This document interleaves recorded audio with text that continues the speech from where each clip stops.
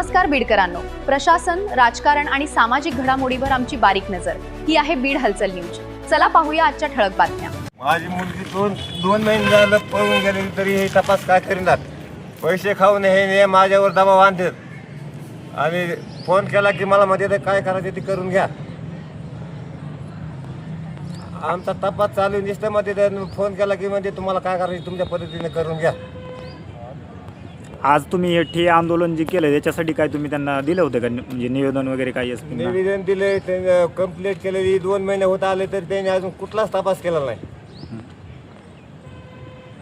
पैसे खाऊन ह्यांनी केस ही दाबली.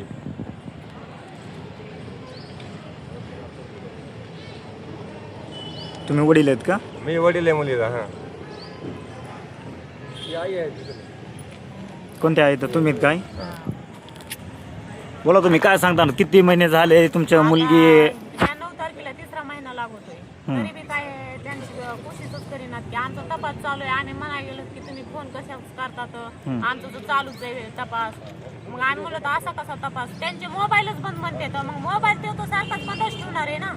हा, मोबाईल बंद असला तरी काय ह्यांच्या तपास काढायला 4 दिवसात तपास निघतोय.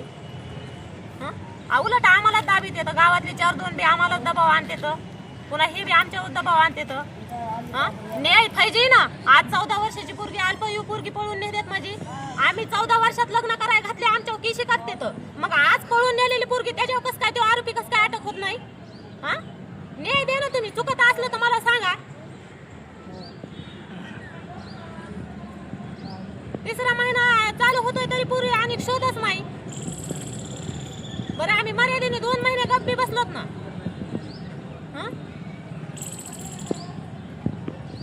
मला न्याय पाहिजे. मी तरच इथून उठणार आहे, नाही तर मी उठत नाही. आता माझी पोरगी मला आज आणूनच दिली पाहिजे ह्यांनी 2 दिवसाच्या आत. आणि आरोपीला शिक्षाच झाली पाहिजे, त्याला सजाच झाली पाहिजे, अटकच झाला पाहिजे. तो